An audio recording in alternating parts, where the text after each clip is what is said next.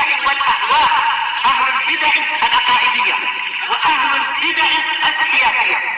نقول بيننا وبينكم السلف، بيننا وبينكم الكتب، كان فيقول البدع بيننا وبينكم. الحمد لله رب العالمين، والصلاة والسلام على رسوله الأمين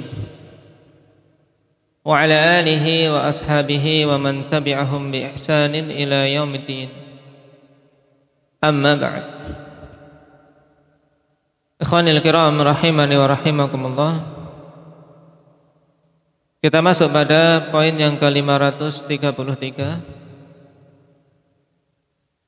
Qala al-muallif hafizahullahu ta'ala, man huwa alladhi qala inna li 'asharatan minal waladi ma qabiltu ahadan minhum, atau ma qabbaltu ahadan minhum. Inna li 'asharatan minal waladi ma qabbaltu ahadan minhum. Indak kaifa tarjim?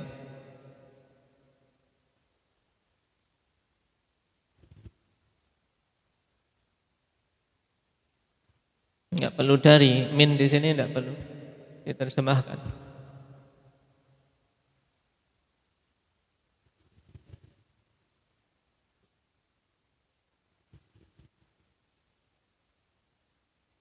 Aku terima.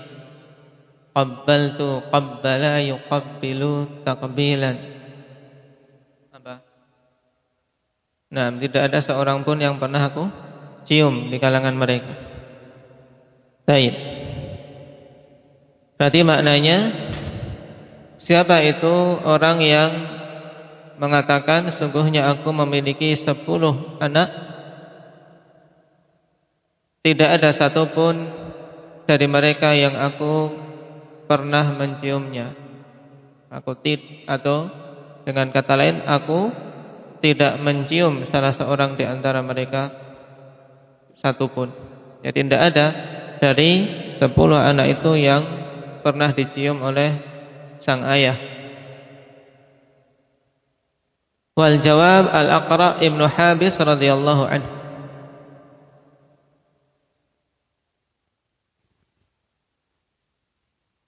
Wa dalilu hadits Abi Hurairah radhiyallahu anhu anna Al-Aqra' ibn Habis absara an-nabiy sallallahu alaihi wasallam yuqabbilu al-Hasan. Faqala inna li 'asharatan minal waladi ma qabbaltu wahidan minhum. Faqala Rasulullah sallallahu alaihi wasallam innahu man la yarham la yurham.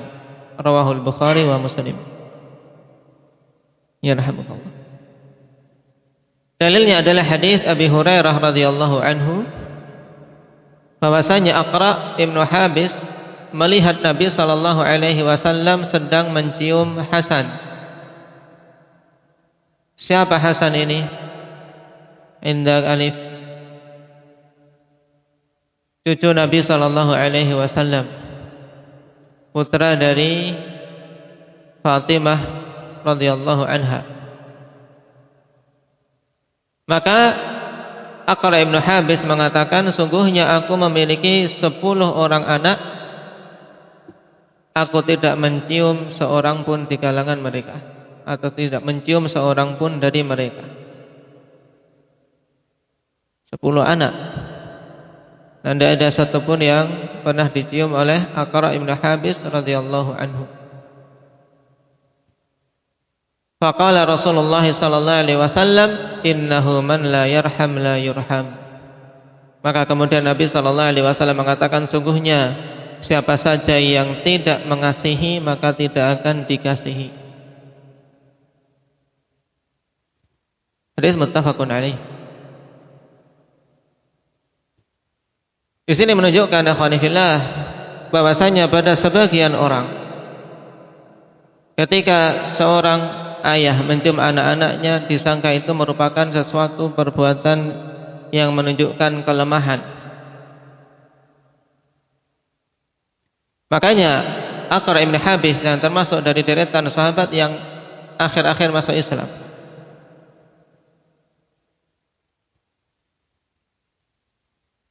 dan termasuk dalam mu'allafah qulubuhum yang Nabi sallallahu alaihi wasallam berikan sekian-sekian dari harta ghanimah, diberi banyak melebihi kaum Ansar. Untuk apa? Untuk mengokohkan keimanan dia. Nah, beliau ini ketika melihat Nabi sallallahu alaihi wasallam mencium Hasan, heran. Karena apa? Karena selama hidup dia sebelum mengenal Rasul sallallahu alaihi wasallam tidak pernah yang namanya mencium anak. Kalau di sini Nabi sallallahu alaihi wasallam beliau lihat malah mencium cucunya. Maka Nabi sallallahu alaihi wasallam kemudian mengatakan dengan kalimat yang bermakna sangat luas, ikhwan. Innahu man la yarham la yurham.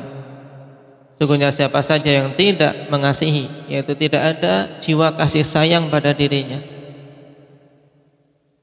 maka dia pun tidak akan dikasihi.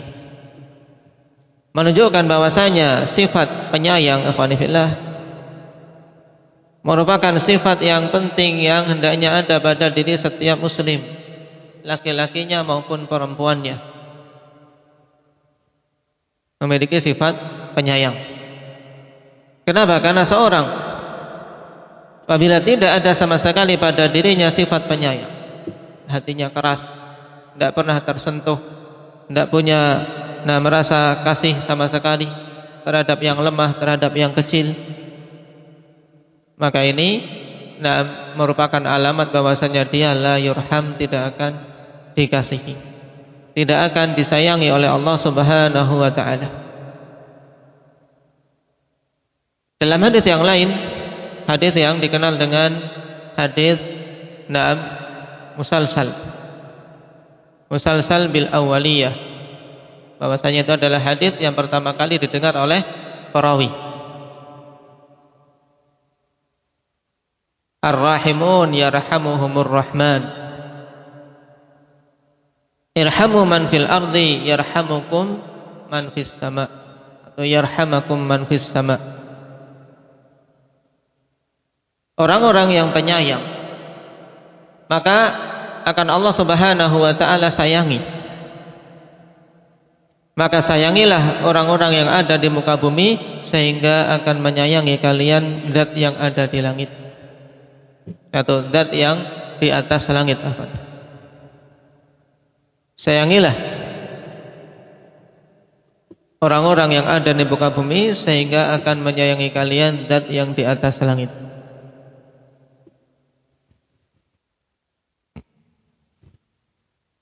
Karena memang di antara sifat Allah Subhanahu wa taala adalah sifat rahmah. Nama Allah Subhanahu wa taala Ar-Rahman Ar-Rahim, terkandung di dalamnya penetapan sifat rahmah bagi Allah Subhanahu wa taala. Dan Allah mengasihi, merahmati orang-orang yang memiliki jiwa penyayang. Baik. Oleh karena itulah, akhwani fillah, ahli sunnati wal jamaah, mereka adalah arhamun nasi bin nas, sebagaimana ditegaskan oleh para a'immah. Ahli sunnah itu orang yang paling penyayang, paling pengasih terhadap manusia. Manusia yang paling penyayang terhadap sesamanya. Oleh karena itulah ahli sunnati wal jamaah, mereka orang yang paling bersemangat untuk menyampaikan kebaikan, mengajak agar manusia menjadi baik, mengajak manusia melakukan amalan-amalan saleh sehingga bisa selamat dari neraka dan mendapatkan surga Allah Subhanahu wa taala. Di sisi yang lain, mereka juga sangat pengasih terhadap manusia dengan apa? Dengan memperingatkan sesamanya agar jangan sampai terjatuh dalam kesyirikan, kebid'ahan maupun kemaksiatan, sehingga mereka peringatkan. Dan ini hendaknya kita wujudkan, ya khonifillah. Seorang sunni, seorang salafi hendaknya memiliki sifat rahmah, sifat pengasih, Kenapa? Karena mereka arhamun nasi bin nas, orang yang paling penyayang terhadap sesama manusia. Walaupun mungkin manusia tidak menyadari itu. Manusia tidak menyadari tentang hal ini. Bahkan sebagian mereka sangat membenci ahli sunnah. Oleh karena itulah butuh semangat dari kita untuk menyebarkan sunnah ini agar dikenal, agar diketahui dengan cara yang baik. Dan berhubungan dengan ahkam takbil ikhwanillah, yang berhubungan dengan hadis yang disebutkan di sini, bagus untuk kita membahas secara sekilas beberapa hukum seputar takbil, seputar mencium, agar jangan sampai terjatuh seperti apa? Aqra' ibn Habis yang mengingkari atau merasa aneh ketika melihat Rasulullah sallallahu alaihi wasallam mencium cucunya.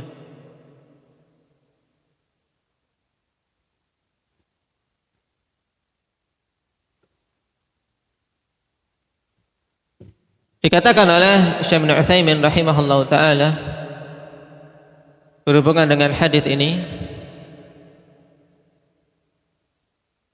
fadalla dzalika ala jawazi takbiril auladis shighar rahmatan wa syafaqatan. Hadis ini menunjukkan tentang bolehnya mencium anak-anak kecil sebagai bentuk rahmah wa syafaqah, sebagai bentuk kasih sayang. Orang tua mencium anaknya, sawa'un kanu min abna'ik aw min auladi abna'ik wa banatik aw minal ajanib. Sama saja apakah mereka itu anak-anakmu sendiri atau anak-anak dari anak laki-lakimu atau anak perempuanmu. Jadi anak kandung ataukah cucu atau anak orang lain, selama tidak dikhawatirkan fitnah padanya. Li'anna hadza yujibur rahmah, karena hal yang demikian itu akan apa? Akan menimbulkan rahmat, menimbulkan rasa kasih sayang. Wa anna ladaika qalban yarhamus shighar, bahwasanya pada dirimu itu ada hati yang menyayangi anak-anak kecil. Maka butuh seorang memperhatikan dirinya. Kalau tidak ada rasa kasih seperti ini, ikhwan, adanya jengkel saja, benci saja sama anak-anak kecil, hati-hati. Kenapa? Man la yarham la yurham. Nah, siapa saja yang tidak memiliki jiwa kasih sayang, maka tidak akan disayangi oleh Allah Subhanahu wa taala.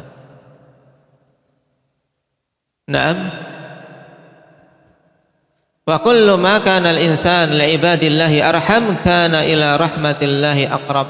Ini kalimat bagus dari Syekh Ibnu Utsaimin rahimahullahu taala. Naam. Wa kullama kana al-insanu li ibadillahi arham.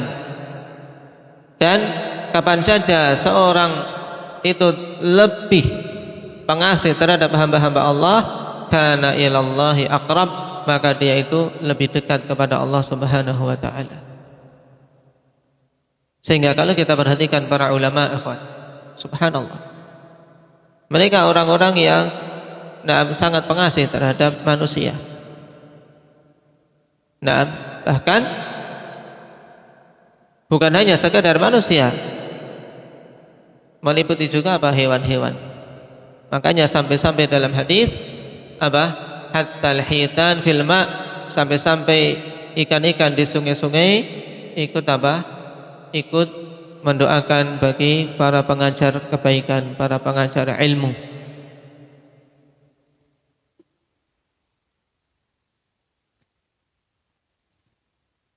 Dan dalil yang lain, akhwanillah, yang menunjukkan bahwasanya orang tua ketika mencium anaknya merupakan perkara yang masyru'. Baik. Hadis Aisyah radhiyallahu anha yang dikeluarkan oleh Imam Abu Dawud dan dimasukkan oleh Syalbani dalam As-Sahihah. Anna Nabiya sallallahu alaihi wasallam kana idza dakhalat alaihi Fatimah qabbalaha. Bahwasanya Nabi sallallahu alaihi wasallam apabila masuk menemui beliau Fatimah, beliau menciumnya.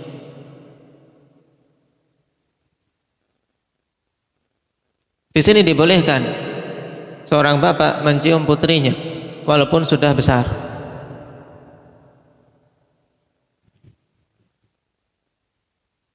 Sebagaimana pula dicontohkan oleh Abu Bakar radhiyallahu anhu ketika Aisyah radhiyallahu anha sedang sakit. Dalam riwayat Bukhari dari Bara Ibn Azib radhiyallahu anhu, anna Abu Bakr dakhala ala Aisyah wa qad asabatha humma faqabbala khaddaha wa qala kaifa anti ya bunayyah. Bahwasanya Abu Bakar masuk menemui Aisyah radhiyallahu anha dalam keadaan beliau saat itu sedang sakit demam. Tertimpa demam. Maka Abu Bakar kemudian mencium pipi sang putri kemudian mengatakan, bagaimana keadaan wahai putriku. Hadis dalam riwayat Bukhari.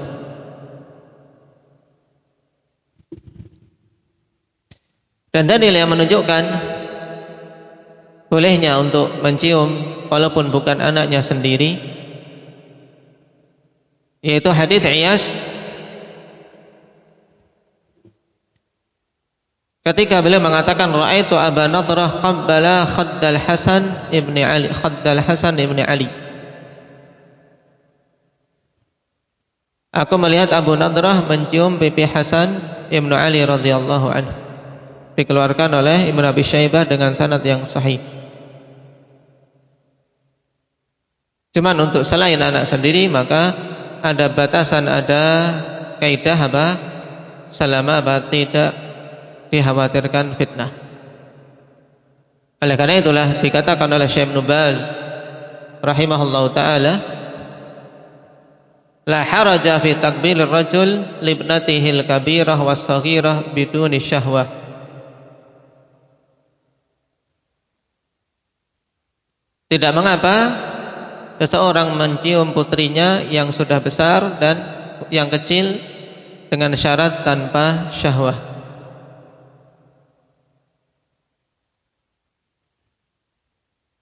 Kemudian beliau berdalil dengan riwayat Abi Bakar tadi yang mencium putrinya Aisyah radhiyallahu anha dalam Sahih Bukhari.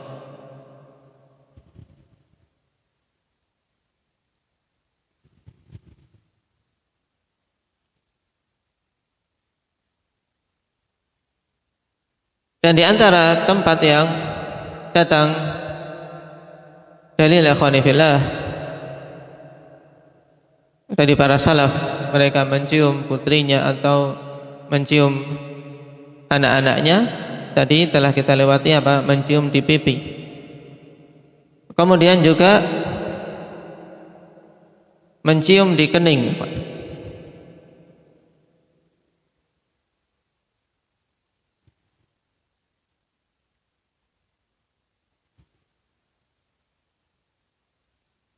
Sebagaimana datang dari Abi Bakar radhiyallahu anhu dalam Musnad Ahmad, anna Abu Bakrin qabbala jabhatan Nabi sallallahu alaihi wasallam ba'da mautih. Bahwasanya Abu Bakar mencium kening Nabi sallallahu alaihi wasallam setelah beliau wafat.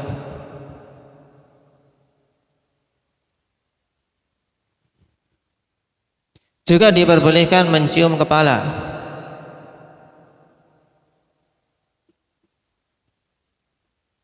Juga dalam riwayat Abi Bakar radhiyallahu anhu dalam Sunan Abi Dawud yang disahihkan oleh Syalbani rahimahullah.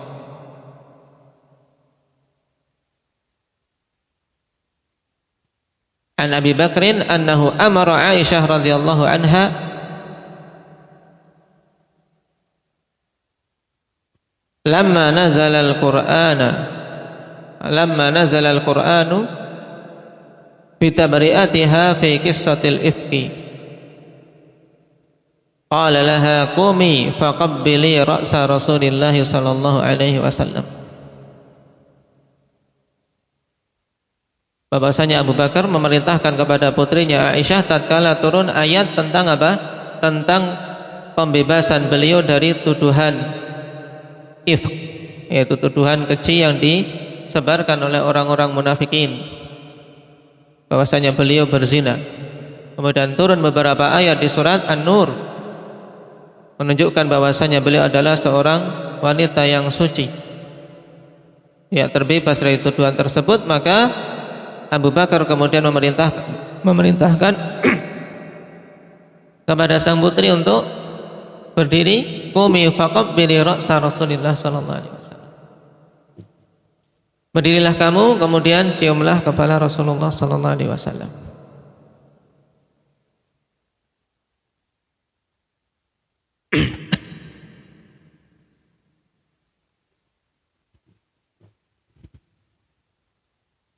Ini beberapa tempat yang datang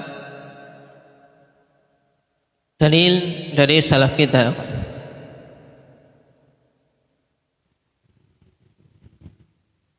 Dan kondisi-kondisi yang seseorang ikhwanifillah melakukan hal tersebut, diantaranya ketika bertemu baru datang dari safar, sebagaimana dalam hadis Ibnu Abbas, kana Rasulullah sallallahu alaihi wasallam idza qadima min safarin qabbala ibnatahu Fatimah. Hadis Ibnu Abbas dalam Mu'jam Tabrani, sanadnya sahih. Adalah dulu Rasulullah sallallahu alaihi wasallam apabila tiba dari safar, beliau mencium putrinya Fatimah. Dan juga di awal tadi telah kita lewati, kalau Fatimah datang ke rumah, Rasulullah sallallahu alaihi wasallam juga menciumnya.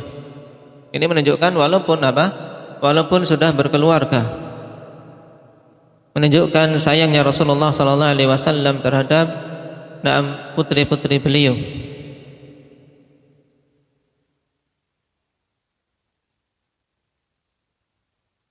Adapun mencium tangan, akhwanifillah, yang kemudian hal ini menjadi adat, menjadi kebiasaan yang meluas. Bahkan terkadang ada celaan apabila anak tidak mencium tangan orang tuanya. Maka kalau kita perhatikan malah kita tidak mendapati dalil yang demikian itu, bahwasanya para salaf membiasakannya. Dikatakan oleh Syekh Muqbil rahimahullahu taala dalam Gharatul Asyritah, anna ad-darba 'ala al-katif wa at-taqbil lil yad wa kullu hadhihi al-asya' lam takun 'ala ahdi an-nabi sallallahu alaihi wasallam. Fa idza qasada bihi at-ta'abbud yu'addu bid'atan. Bahwasanya darb 'ala al-katif, yaitu apa? Mukul, nepuk-nepuk di katif, di bagian pundak. Atau sebagian salamnya gini, sambil sebagai salam, ya. Salamnya gini, bukan salaman tapi kadang setelah salaman pada sebagian negeri itu. Ini memukul ya di katif atau mencium tangan. Semua ini tidaklah ada pada zaman Nabi sallallahu alaihi wasallam, bukan kebiasaan mereka. Maka apabila seorang memaksudkan ini sebagai bentuk ibadah, dalam artian menganggap itu punya nilai ibadah, punya nilai pahala, maka maksudnya bid'ah. Maksudnya bid'ah. Amma idza kana mujarrad 'adatin fa khairul lahum an yaqtadu bin nabi sallallahu alaihi wasallam. Adapun apabila itu sekedar kebiasaan, sekedar adat, maka tentunya lebih bagus bagi mereka untuk meneladani Nabi sallallahu alaihi wasallam. Dalam artian kalau adat, tidak sampai dilarang, tidak sampai bid'ah. Kenapa? Karena hanya sekedar adat kebiasaan. Tapi tentunya sebaik-baik kebiasaan kita mencontoh kebiasaan Nabi Sallallahu Alaihi Wasallam. Apalagi ya khonifillah ketika dianggap itu biasanya sebagai bentuk apa? Sebagai bentuk sesuatu yang memiliki pahala. Bahkan kalau tidak mencium tangan dicela. Tidak mencium tangan dicela. Baik. Tapi kalau sesekali kepada orang tua tidak masalah. Dalam artian didik kita ini sekedar kebiasaan saja. Kebiasaan tempat tersebut sebagai bentuk penghormatan. Jadi kalau dijadikan kebiasaan terus-menerus sehingga terpatri bahwasanya kalau tidak seperti itu berarti durhaka, ini yang betul dibetulkan. Betul dibetulkan. Malah lebih masyru' apa? Mencium kening, mencium kepala, mencium pipi. Ketemu ibunya datang dari jauh. Ibunya malah bingung apa boleh. Dikira mau apa? Cium kepala. Orang-orang Arab biasa ya, kalau kita dibawa ke rumah mereka, ketemu orang tua, dicium kepala, kening. Jarang mereka salaman kemudian dicium kayak tempat kita enggak. Tapi malah yang mencium tangan biasanya apa? Yang tua. Ketika melihat anak kecil, malah anak kecil yang mencium orang syekhnya, Syekh Hasan. Masyayikh kita itu kalau salaman sama anak kecil, sama Zakaria, malah yang dicium tangannya Zakaria, bukan tangan syekhnya yang dicium. Kebiasaan mereka malah apa? Tangannya anak kecil yang dicium. Sebagai bentuk apa? Bentuk rahmah, bentuk kasih sayang. Enggak pernah kemudian mereka apa? Nyodorkan tangan untuk dicium. Karena bukan kebiasaan. Bukan kebiasaan Arab, bukan kebiasaan Nabi Sallallahu Alaihi Wasallam. Dan terkhusus berhubungan dengan mencium tangan seorang alim. Syekh Al-Albani rahimahullah taala ikhwanifillah memberikan penjelasan bagus dalam As-Sahihah. Beliau katakan, "Fadara takbir al-yad lil alim idza tawaffarat asy-syurutul atiyah." Kami memandang bolehnya mencium tangan seorang alim apabila terpenuhi syarat-syarat berikut ini. Al-awwal alla yuttakhadha 'adatan. Yang pertama, syaratnya ikhwani fillah, mencium tangan seorang alim itu tidak dijadikan sebagai kebiasaan. Sesekali tidak apa-apa. Tapi kalau dijadikan adat, ini berarti apa? Tidak terpenuhi syarat yang pertama. Kenapa? Fa inna Nabiy sallallahu alaihi wasallam wa in qubilat yaduhu fa inna ma kana dzalika 'ala nudrah. Sebab Nabi sallallahu alaihi wasallam walaupun tangannya pernah dicium, tapi itu sangat jarang. Itu pun akhwani fillah kalau kita perhatikan dalilnya,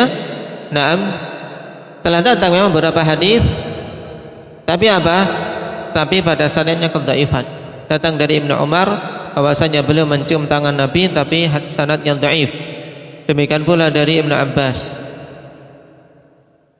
Ini menunjukkan bahwasanya bukan kebiasaan sahabat mencium tangan Nabi sallallahu alaihi wasallam.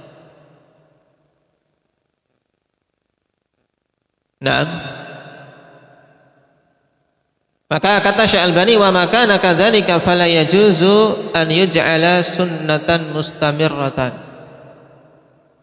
Maka yang demikian itu, ya, jika kondisinya seperti itu tidak boleh dijadikan sebagai sunnah yang terus-menerus dilakukan.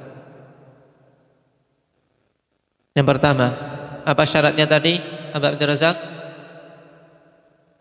Tidak boleh dijadikan kebiasaan, tidak boleh dijadikan sebagai adat yang terus-menerus dilakukan. Syarat yang kedua, alla yad'u dzalika ila takabburil 'alim 'ala ghairihi. Syaratnya bahwa hal tersebut jangan sampai menjadikan si alim tersebut sombong atas yang lainnya. Karena sering diciumi tangannya, akhirnya lama-lama gembeleng. Nah, ini tidak boleh. Sehingga besar kepala, menyombongkan diri atas yang lain ketika tidak dicium marah. Ini sudah tidak betul. Nah, berarti ada sesuatu ketika kok tidak dicium tangannya kok marah, maka berarti ini sudah apa? Sudah tidak memenuhi syarat. Ats-tsalits, yang ketiga, alla yu'addiya dzalika ila ta'tili sunnatin ma'lumatin ka sunnatil musafahah.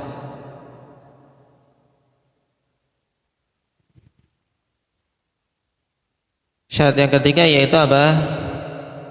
Hendaknya tidak mengakibatkan ditinggalkannya sunnah yang sudah jelas, seperti sunnah bersalaman. Cukup salaman saja, itu sunnah yang sangat jelas, padanya dalil yang banyak, maka bersalaman. Kalau baru ketemu dari safar, nah disunahkan untuk berangkulan, yaitu mu'anaqah, berpelukan.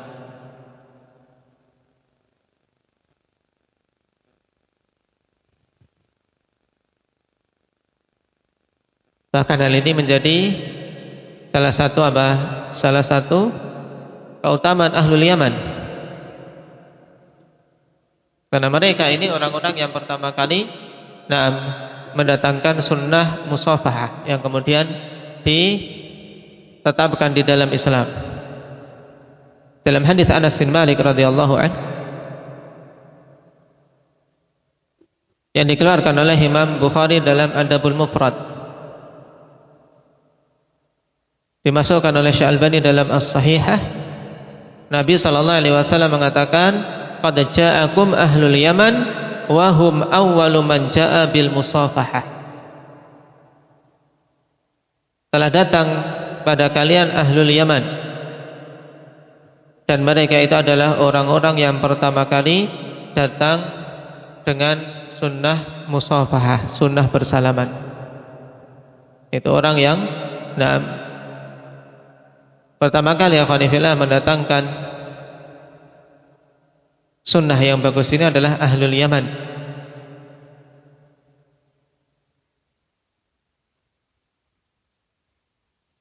Yang kemudian ditakrir, ditetapkan di dalam Islam. Bahkan Nabi SAW tegaskan dalam hadits Bara yang diriwayatkan oleh Imam Tirmidzi, musafahah, bersalamannya seorang muslim yang satu dengan yang lainnya termasuk sebab gugurnya dosa-dosa.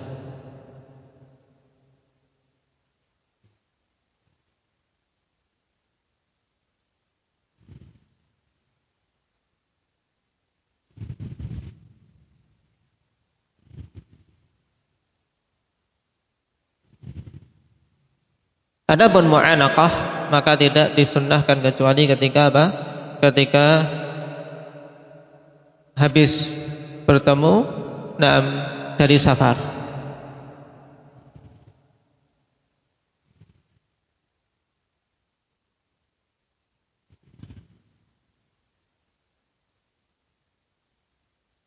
Sebagaimana dalam athar Umar radhiyallahu anhu,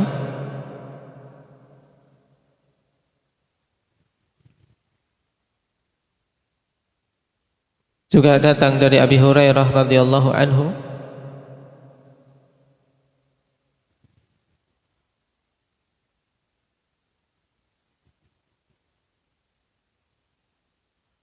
Anna Abul Haytham Ibnu Tayhan lama ja'ahu Rasulullah sallallahu alaihi wasallam iltazamahu ayyatanaqah.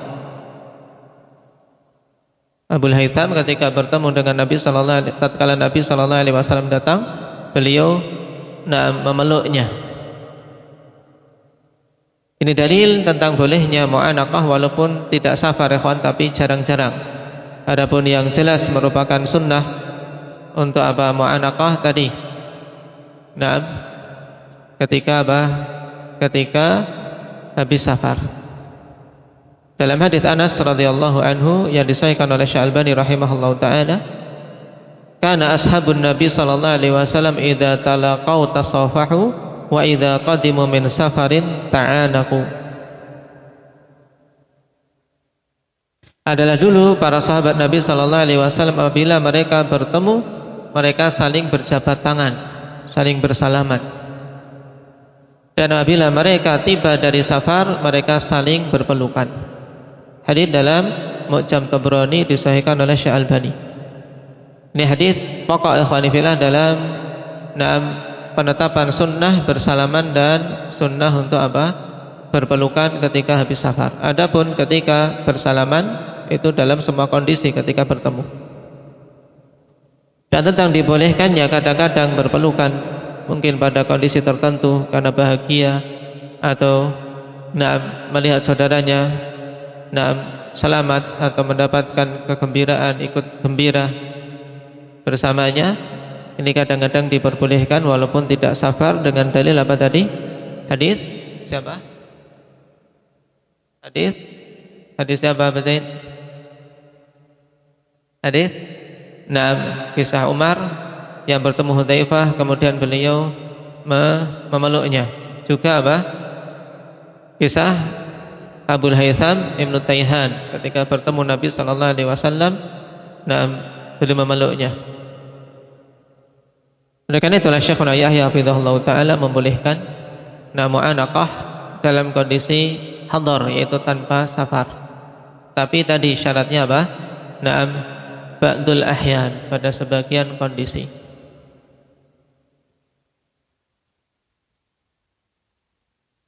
Ini semua ikhwani fillah pada kondisi-kondisi apa? Dengan mahram atau apa? Dengan sesama jenis, laki-laki dengan laki-laki dan perempuan dengan perempuan. Adapun dengan ajanib maka muharram dan termasuk hal yang sangat dilarang. Bahkan Nabi sallallahu alaihi wasallam menegaskan bahwasanya la an yud'ana fi ra'si ahadikum bimihyatin min hadidin khairul lahu min an yamassa imra'atan la tahillu lahu. Sungguh ditusuk kepala salah seorang di antara kalian dengan paku dari besi itu lebih bagus daripada menyentuh wanita yang tidak halal baginya. Dan hadis disahihkan oleh Syekh Albani rahimahullahu taala. Demikian pula oleh Syekhuna Yahya hafizahullahu taala. Ini jelas ancaman bagi orang-orang yang menyentuh wanita yang tidak halal baginya, baik dengan salaman ataupun yang lainnya, wal'iyadu billah.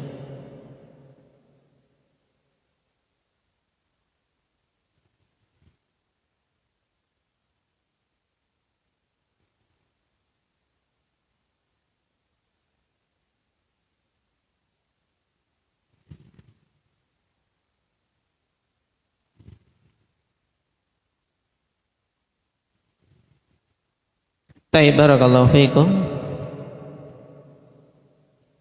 Ini sekilas akhwani fillah tentang ahkam berhubungan dengan takbil. Diingat-ingat sebagai faedah. Nasallallahu at-taufiq was sadad.